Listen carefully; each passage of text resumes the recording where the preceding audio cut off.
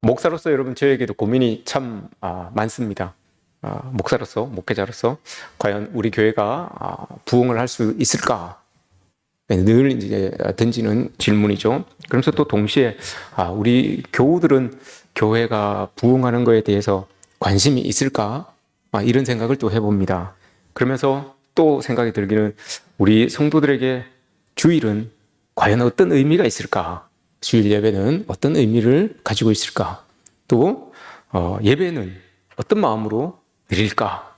이런 생각들을 제가 고민을 많이 합니다. 그래서 예배가 너무 수동적인 건 아닌가? 이런 생각을 해보면서 물론 뭐 하나님 앞에 여러분 다 맡겨드립니다. 다 맡겨드리지만 하나님께서 하시는 일이지만 모든 것들을 다 하나님께서 하시는 일이지만 그래도 연약한 인간인지라 눈으로 보여지는 것들에 대해서 저의 그런 연약함이 마음속에 연약함이 이렇게 요동칠 때가 참 많습니다. 주님께 설교할 때는 여러분들에게 주님께 다 맡기십시오라고 이렇게 설교는 잘하지만 막상 또 제가 하나님 앞에 다 못 맡기는 것 같아서 참 그런 것들을 볼 때 내가 연약하구나, 인간이 연약하구나 그러면서 또 맡기지 못하는 저를 보면서 안타깝기도 하고 믿음 없음에 대하여서 또 채찍질도 하고 이렇게 합니다. 그래서 주일이 이제 다 마치고 나면 제 마음이 이렇게 좀 좌절스러울 때가 있어요. 패배감이 들 때가 있어요. 등신같이 그것밖에 못하나, 이것밖에 못하나 이런 생각들이 들어요. 또 이 교회에 자리에 있어야 되는 사람들이 없음을 이렇게 보면서 무슨 일이 있을까? 또 하나님의 말씀이 저들에게는 살아 역사하지 않으시나 이런 고민들이 여러분 많아요. 그래서 주일날 오후에 제가 새벽 기도 나오시는 분들은 아실 거예요. 제가 월요일 날 새벽 기도 말씀이 제일 좋아요. 왜냐하면 주일날 이런 마음을 가지고 좀 더 깊이 보거든요. 좀 더 깊이 보고 말씀을 준비하기 때문에 월요일 날 새벽이 제일 아마 새벽 기도 들으시는 분들은 제일 그때가 말씀이 제일 좋을 거예요. 제일 짧고 제일 좋을 거예요. 월요일 날 새벽에 한번 나와서 한번 들어보세요. 이런 마음들이 있기 때문에 제 연약한 마음들을 요 주일날 저녁에 다시 이렇게 좀 고치는 시간, 바로잡는 시간을 제가 이제 또 가져요. 그래서 주일날 저녁에는 될 수 있으면 식사 약속이나 이런 것들을 안 잡으셔야 돼요. 그 주일날 저녁은 저만이 가지는 시간이에요. 저만 하나님 앞에 바로 서서 다시 한번 나를 반추하는 시간이기 때문에 주일날 저녁에는 될 수 있으면 저와 약속을 잡지 말아 주십시오. 예, 그런 마음이 있어요. 내가 참 부족하다, 연약하다라는 것을 많이 느낍니다. BC 722년도에 여러분 북이스라엘이 멸망을 합니다. 오늘 본문에 나오는 이 호세아 아수르의 침공을 받아서 멸망을 하게 되는데 이 호세아라고 하는 이 선지자는 이 북이스라엘이 멸망하기 30년 전부터 멸망할 때까지 그 30년 동안 이스라엘을 향하여서 하나님의 말씀을 전했던 선지자가 바로 이 호세아 선지자입니다. 그때 이 호세아 선지자가 이스라엘 백성들을 향하여서 이스라엘 백성들이 여러분 30년 있으면 이스라엘이 망하는데도 불구하고 몰라요. 그 상황을 모르고 그냥 겉으로 표면적으로 드러나는 것이 너무 아름답고 좋고 뭐 평안하고 하니까 경각심을 느끼지 못하는 거예요. 그래서 호세아가 그 30년이 남았음에도 불구하고 이스라엘 백성들을 향하여서 우리 하나님께로 돌아갑시다. 하나님을 압시다. 하나님께 붙들려야 됩니다. 라고 하는 것을 계속해서 이야기를 하고 있어요. 근데 모릅니다. 그래서 호세아 선지자가 이 시대를 이야기하기를 호세아 4장 5절 말씀을 보시면 낮에도 넘어지고 밤에도 넘어지는 시대다라고 이렇게 이야기를 합니다. 밤에는 여러분 어두워서 넘어질 수가 있죠. 그러나 낮에는 해가 떠 있는데 넘어지기가 어렵잖아요. 근데 호세아 선지자가 이스라엘 백성들을 향하여서 보시기를 낮에도 넘어지는 시대고 밤에도 넘어지는 시대입니다 라고 이렇게 이야기를 해요. 하나님의 말씀이 가려져 있기 때문에 하나님을 떠나 있기 때문에 그런 거예요. 낮에 해가 없어서 넘어지는 것이 아니라 그래서 오늘 말씀에서 이야기하는 것이 회복이 필요하고 그런 이스라엘의 회복이 필요하고 하나님의 부흥이 필요합니다 라고 이렇게 이야기를 합니다. 그게 하나님의 회복과 하나님의 부흥이 절실하게 느껴졌던 절감했던 시대가 바로 호세아 지금 호세아가 전하고 있는 말씀을 전하고 있는 이때입니다. 우리도 여러분 회복과 부흥을 절감합니다. 우리에게 회복이 있어야 되고 부흥이 있어야 되는 것을 우리는 절감하죠. 근데 어떻게 하면 여러분 회복이 되고 어떻게 하면 부흥이 되겠습니까? 이게 궁극적인 우리의 질문 아니겠습니까? 우리의 고민 아니겠습니까? 부흥할 수 있으면, 마음만 먹고 있으면 부흥이 되면 얼마나 좋겠습니까? 마음만 먹고 있다고 회복이 되면 여러분 얼마나 좋겠습니까? 방법이 있어요. 그 방법을 모르니까 우리가 회복이 어렵고 부흥이 어려운 것 아니겠습니까? 근데 호세아 선지자가 똑같이 이스라엘 백성들에게 이야기합니다. 그 말씀이 300년 전에 하셨던 그 말씀이 우리에게 동일하게 지금 적용이 되고 있는 말씀입니다. 오늘 2절 말씀을 보시면 이렇게 이야기를 합니다. 여호와께서 우리를 살리시며 일으키시리니 우리가 그의 앞에 살리라 라고 이렇게 이야기를 합니다.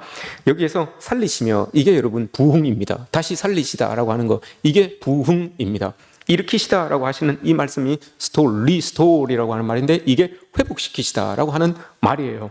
이 말씀이 이스라엘 백성들에게도 필요한 것처럼 우리에게도 여러분 필요해요. 다시 살아나는 은혜가 우리에게 필요하고요. 다시 일어나야 되는 그런 은혜가 우리에게 필요합니다. 그렇게 될 때 오늘 말씀에서 뒤에서 이야기하는 것처럼 우리가 그 앞에서 살리라, 여기에서 살다라고 하는 것은 부흥이 아니에요. 여기에서 이야기하고 있는 이 살다라고 하는 것은 하나님이 다시 세워주시고 다시 일으켜주심으로 인하여서 우리의 삶의 자리에서 주님의 회복과 축복과 평안과 안위와 이런 모든 것들을 끌어안고 살아가다, 이런 의미예요. 이게 있어야지만, 하나님의 회복과 하나님의 일으켜주심이 있어야지만 여러분 우리의 삶의 자리에 생명이, 능력이, 변화가, 축복이 체험되면서 살아갈 수 있다라고 이렇게 호세아가 이야기를 하고 있어요. 이건 비단 북이스라엘 백성들을 향한 말씀이 아니에요. 이 시대를 살아가고 있는 우리에게도 동일하게 주고 있는 말씀이에요. 하나님의 말씀으로 우리가 살아나지 않으면, 회복되지 않으면 우리의 삶의 자리에 생명과 능력과 변화와 축복과 이런 것들을 여러분 체험하지 못해요. 이걸 체험하기 위해서 오늘 말씀을 우리에게 주는 거예요. 이걸 누리면서 살아가는 게 여러분 부흥입니다. 다시 살아가는 거 부흥이에요. 이런 은혜가 여러분들에게 있기를 축복합니다. 주님께서 다시 살리신다라고 이렇게 말씀하셨는데, 여러분 다시 살리신다라고 하는 것은 죽었기 때문에 다시 살리시는 것 아닙니까? 죽어있기 때문에 다시 살리는 거예요. 그럼 여러분 이런 말씀을 들으면, 아니 나는 살아있는데 내가 언제 죽었나? 이렇게 이제 반응할 때가 있어요. 반응하시는 분 대부분 다 그렇게, 아니 나는 버젓이 살아있는데 내가 언제 죽었다고 다시 살리시나? 이렇게 이야기를 할 때가 있습니다.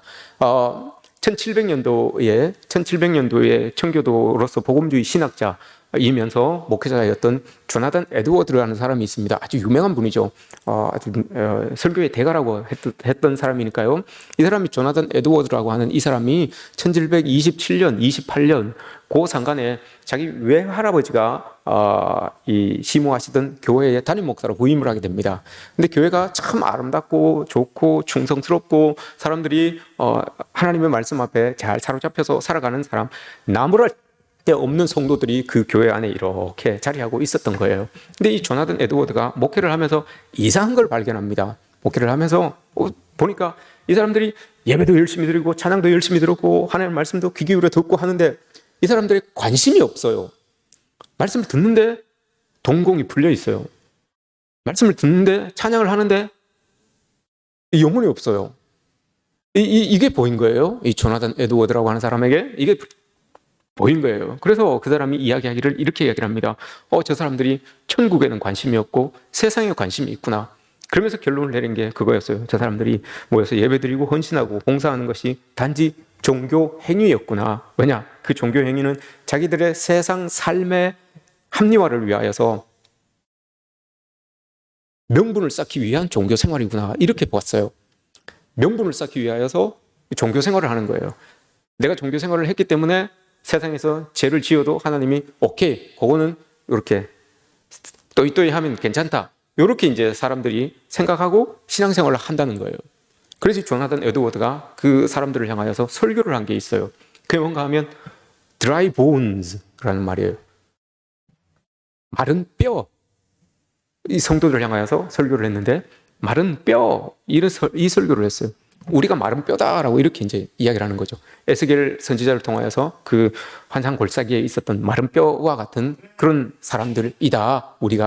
우리에게는 하나님의 생기가 필요하다라는 말씀을 이 조나단 에드워드가 전했던 거예요.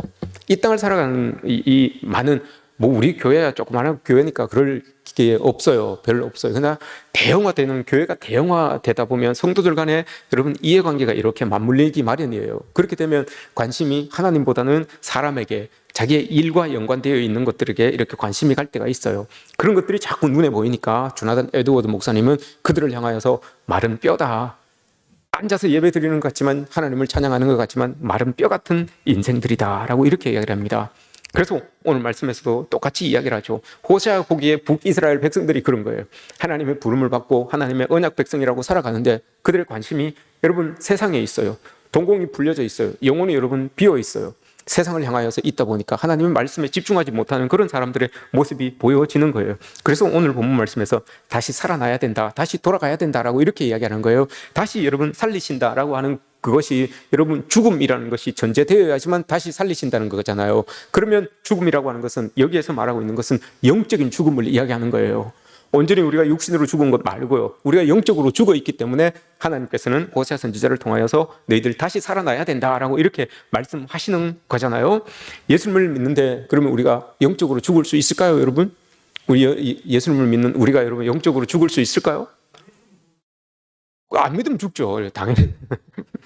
100점짜리 대답을 하셨습니다. 여러분, 예수님을 믿음에도 불구하고 우리의 영혼이 죽을 때가 있어요. 그걸 어떻게 우리가 알 수 있느냐? 우리의 관심이 하나님의 일에 있느냐 아니면 세상의 일에 있느냐, 이걸 보면 알 수가 있는 겁니다. 어느 것을 중심으로 살아가는지 보면 알아요. 요한 1서 2장 15절에서 17절 말씀, 우리가 잘 알고 있는 말씀이에요. 이것은 세상의 것이니 육신의 정욕과 안목의 정욕과 이생의 자랑이다. 이것들을 세상의 것을 사랑하지 말아라 라고 이렇게 말씀을 하세요. 육신의 정욕과 이생의 정욕과 안목의 자랑, 이게 우리 안에 있다는 겁니다. 자랑하고 싶은 마음이 있어요. 그리고 육신의 정욕, 내가 원하는 것들을 이루고자 하는 그런 욕구가 우리에겐 다 있어요. 근데 신앙이라고 하니까, 우리가 믿는 사람이라고 하니까 믿음으로 그걸 여러분 잘 누르고 있기 때문에 이게 툭툭 튀어나오지 않는 거예요. 근데 조금만 우리의 누르는 그 악력이, 믿음의 악력이 약해지면 여러분 이 용수철이 튀어오르는 것처럼 여러분 이게 튀어오를 수밖에 없어요. 이런 모습들이 우리에게 있다는 것을 요한 1서에서 이야기해 주잖아요. 그래서 디모데전서 5장에서 사도 바울이 디모데에게 이야기하는 말이 있어요. 우리가 믿음을 가지고 있음에도 불구하고 죽은 사람들이 있다라고 이렇게 말하는데, 디모데전서 5장 5절에서 6절 말씀을 보시면 이렇게 말합니다. 하나님을 향하여 소망을 품고 기도하고 간구함에도 불구하고, 우리 맞잖아요. 우리잖아요. 하나님을 향하여 소망을 품고 기도하고 간구하고, 이거 우리잖아요. 그죠? 그럼에도 불구하고 세상에 애착을 가질 때 죽은 자라 이렇게 말합니다. 하나님 앞에 우리가 다 기도하고 하나님을 향하여서 찬양하고 하나님을 바라고 믿고 나아가는데 세상에 애착을 가지고 있으면 그 사람은 죽은 자다라고 이렇게 말씀을 하고 있습니다. 계시록에서도 똑같이 이야기하죠. 계시록 3장에서 4절 5절에서 사대 교회를 향하여서 이야기를 합니다. 너희들은 살은 자 같으나 살은 자라고 이야기하지만 죽은 자다라고 이렇게 말씀하시잖아요. 왜 그럽니까, 여러분? 그 뒤에 내용이 나와요. 너희들이 더러운 옷을 입고 있기 때문이다 라고 이렇게 말합니다. 더러운 옷을 입고 있다는 것은 어떤 의미입니까, 여러분? 죄를 짓는데 그걸 덕지덕지 죄를 짓고는 그냥 가만히 있는 거예요. 예배 드린다고, 하나님 찬양한다고, 말씀 듣는다고 있으면서 죄의 거풀을 벗겨야 되잖아요. 그렇지 않고 그냥 그 모습 그대로 여러분 와서 앉아 있는 거예요. 하나님 앞에 회개하지 아니하고 하나님 앞에 그 덕지덕지 붙어 있는 그 더럽혀진 옷을 벗으려고 하지 않는 거예요. 그 모습을 가지고 너희가 살아있는 것처럼, 이렇게 예배 드리는 것처럼 살아있는 것처럼 보이지만 너희 사실 다 죽었어 라고 이렇게 하나님께서 사대 교회를 통하여서 이렇게 이야기를 하는 겁니다. 이게 여러분 영적인 죽음입니다. 살아있는 것 같지만 죽어있는 거, 이 모습이 바로 영적인 죽음이다라고 이렇게 이야기를 해요. 이걸 여러분 한마디로 세속화, 신앙용어로 보면 세속화다라고 이렇게 이야기를 합니다. 세속화를 이겨낼 수 있는 방법은 딱 한 가지밖에 없어요. 뭘까요, 여러분? 예수화밖에 없습니다. 세속화되어 가는 것을 이겨낼 수 있는 방법은 예수화, 이거밖에 없어요. 요한복음 15장에서 예수화가 되어가는 과정을 이렇게 이야기합니다. 이게 제자가 되어가는 과정이잖아요. 15장 7절에서 뭐라고 이야기합니까? 말씀이 너희 안에 거하고 너희가 내 안에 거하고 내가 너희 안에 거하면, 하나님의 말씀 안에, 너희가 하나님 안에, 하나님의 말씀 안에 거하면 그 말씀 안에 살아갈 때 너희에게 열매가 맺혀지게 되는데, 그 열매가 맺혀지는 그것을 보고 하나님께서 너희들을 영광 삼으신다 이렇게 이야기를 합니다. 열매가 맺혀지는 그것을 보고, 우리의 삶의 자리에서 열매가 맺혀지니까 하나님이 야, 너 참 잘한다, 너 나의 영광이다 이렇게 말하는 거예요. 그리고 난 다음에 뭐가 됩니까? 그것이 우리 제자들이 되는 거예요. 그렇게 하니까 너희가 제자가 되고 라고 이렇게 말합니다. 하나님의 말씀 안에 거해야 되는 것이고요. 그 말씀 안에 거하면 자연스럽게 삶의 자리에 열매가 나타나게 되는 거예요. 그 열매가, 그리스도의 열매가 나타나니까 이걸 보고 하나님이 기쁜 거예요. 즐거운 거예요. 믿음으로 살아가니까요. 믿음의 열매가 나타나니까요. 그렇게 삶의 자리에 열매가 나타나니까 하나님 보고 너 정말 제자구나. 너 정말 하나님 따르는 사람이구나. 이렇게 한다는 거예요. 이게 여러분 예수화 되어가는 과정이에요.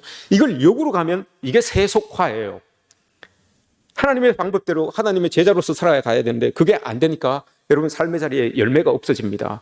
열매가 없어지니까 하나님께 영광을 못 돌리죠. 하나님께 영광을 못 돌리는 그런 삶이 여러분 지속되다 보면 말씀이 내 안에서 다 떠나가 버려요. 그럼 자연적으로 세상의 것이 내 안에 들어오게 됩니다. 이게 여러분 세속화예요. 반대가 되는 거예요. 세속화해서 거슬러 가는 게 예수화고, 예수화해서 여러분 점점 못해지는 게 이게 세속화예요. 근데 오늘 북이스라엘도 그렇고 오늘날 많은 교회의 성도들도 그렇고 여러분 세속화와 예수화 이 중간에서 왔다 갔다 하는 거예요.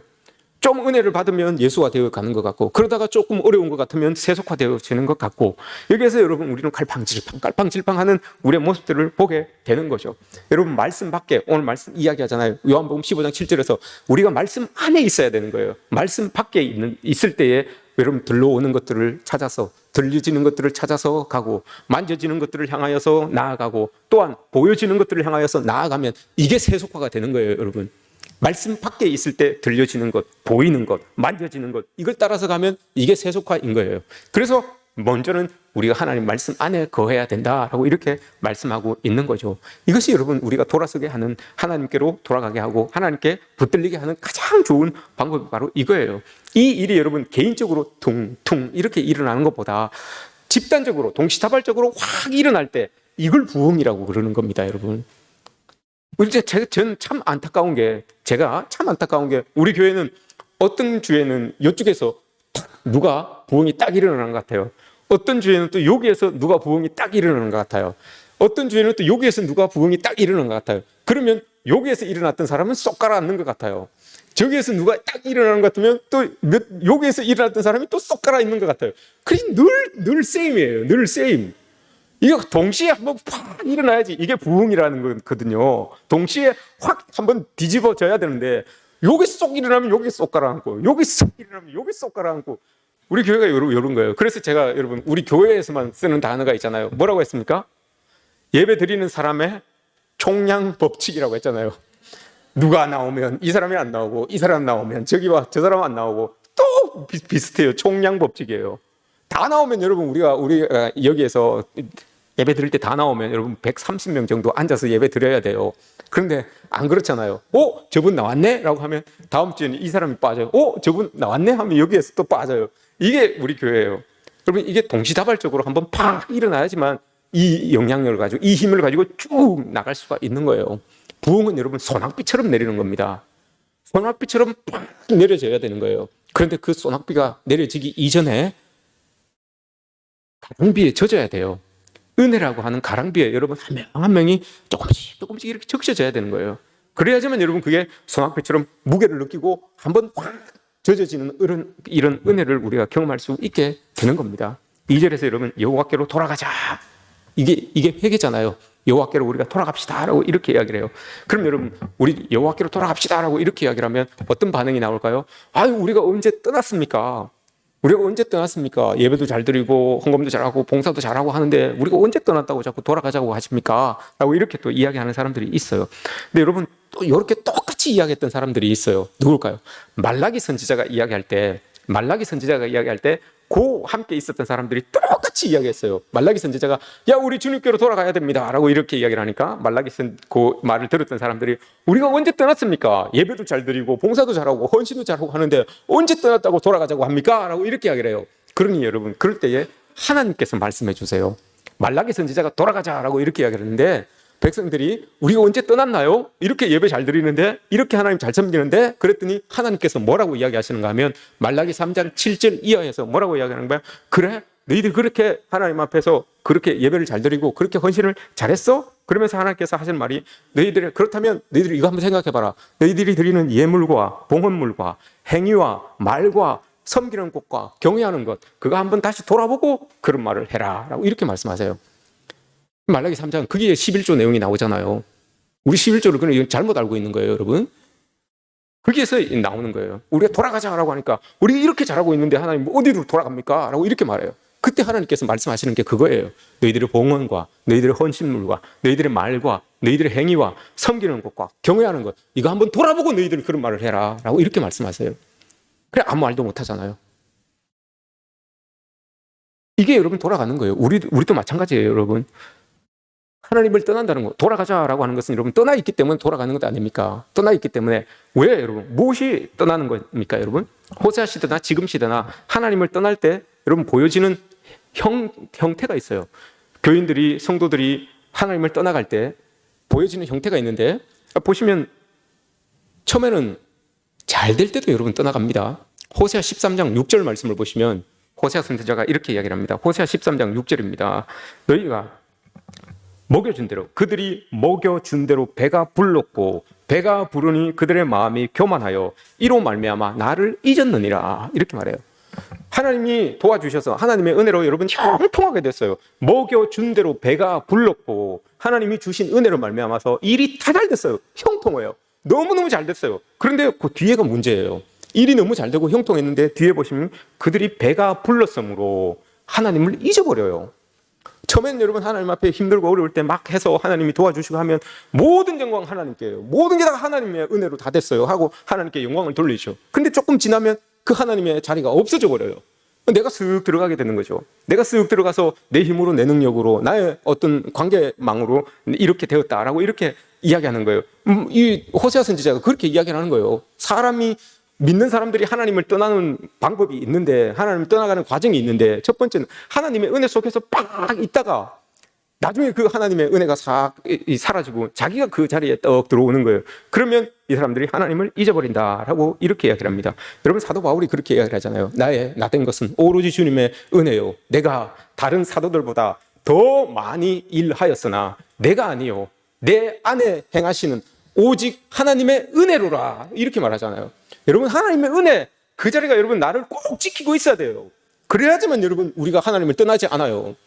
하나님의 은혜를 꼭 붙들고 있어야 돼요. 오로지 하나님의 은혜가 날 여기에 있게 하였구나라고 하는 거, 이거 은혜가 떨어지니까 여러분 자꾸 딴 데로 나가는 거 아닙니까? 오늘 말씀에서 돌아가자 하는데 은혜가 떨어지니까 자꾸 그 은혜 줄 만한 뭔가를 찾아서 나가는 거예요.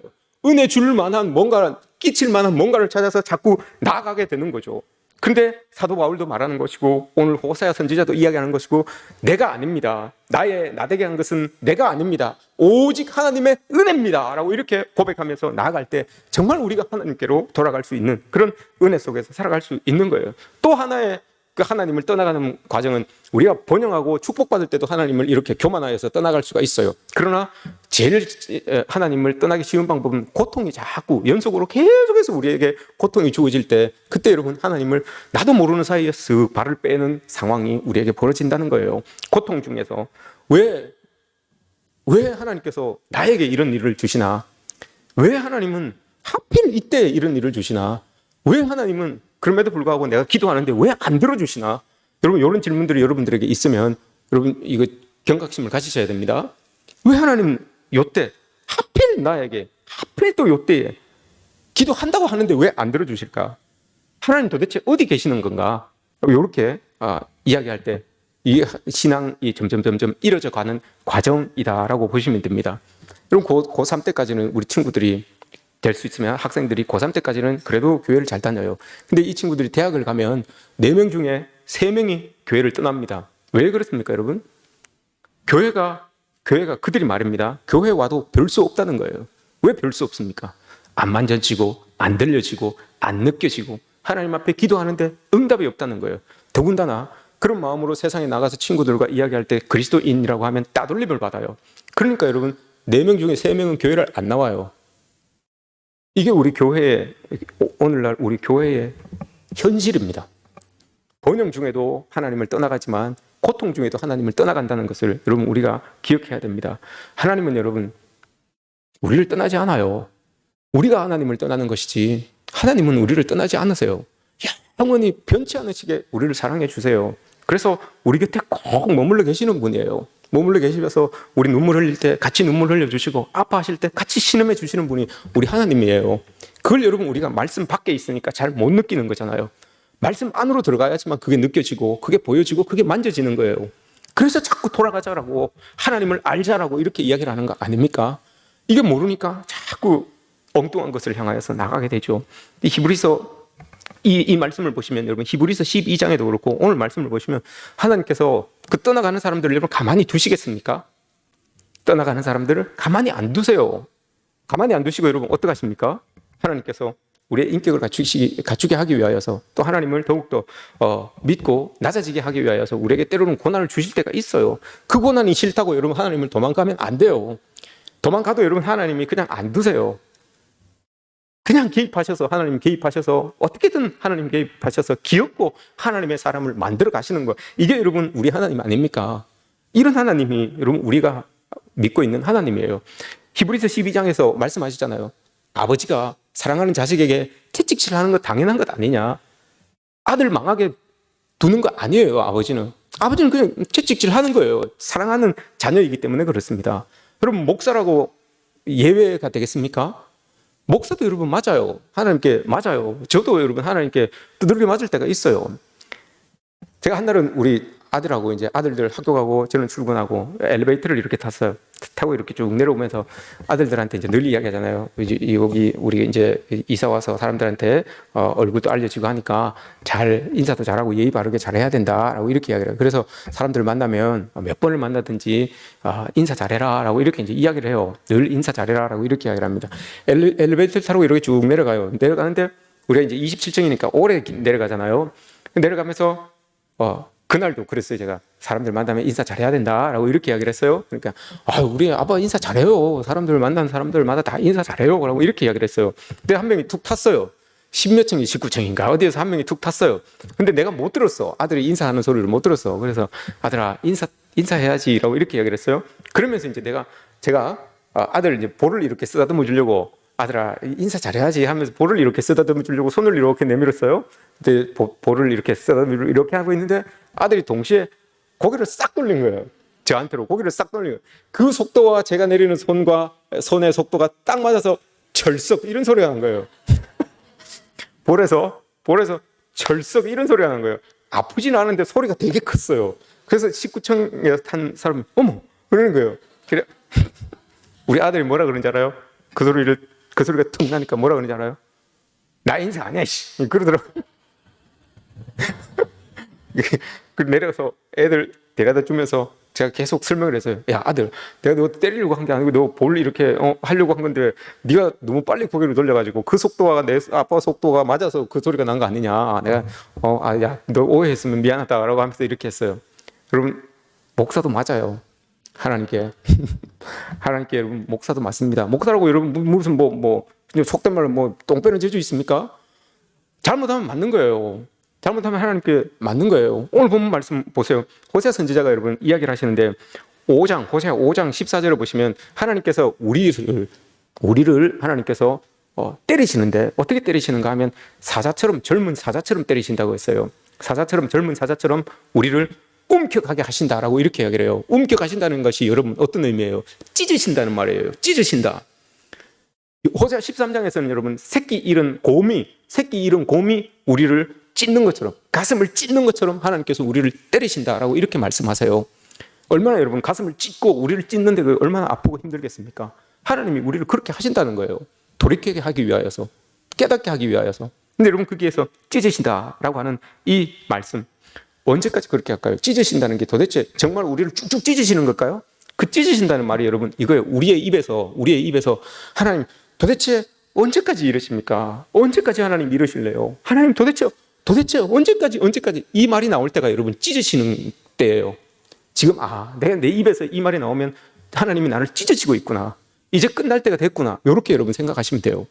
호세아 선지자가 그렇게 이야기를 하고 있어요. 하나님이 우리를 찢으시는데 오늘 본문 바로 위에 오늘 본문을 여러분 보시면 바로 위에 말씀을 좀 보시면 찢으신다라고 이렇게 말씀을 하셨는데 5장을 보세요. 언제까지 찢으시는가 보면 5장 15절 그들이 죄를 뉘우치고 그죠?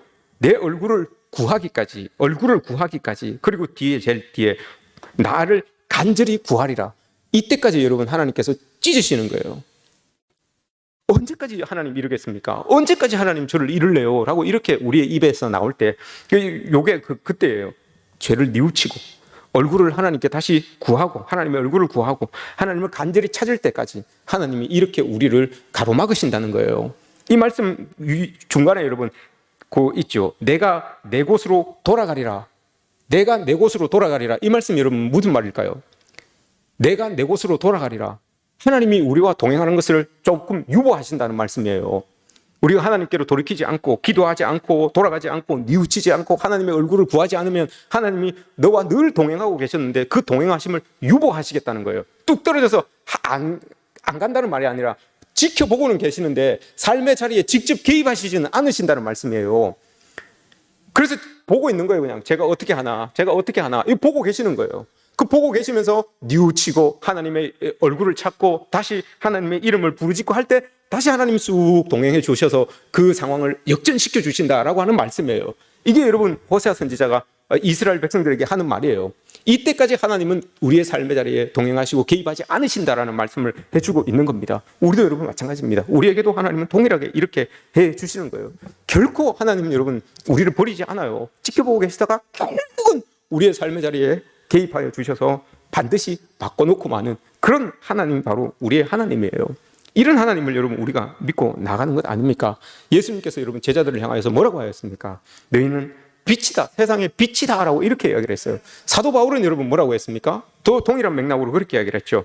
여러분은 전에는 어둠이었는데 이제는 어둠이 아니라 이제는 주님 안에서 빛입니다. 그러니 빛의 자녀답게 사십시오. 에베소서 5장 8절에서 이야기하죠. 여러분 우리의 고난에서 하나님을 찾고 오늘 5장 15절 말씀에서 고난에서 죄를 뉘우치고 얼굴을 하나님께로 향하고 간절히 구하는 것, 이게 여러분 빛의 자녀답게 살아가려고 노력하는 거 아닙니까? 힘쓰는 거 아닙니까? 애쓰는 거 아닙니까?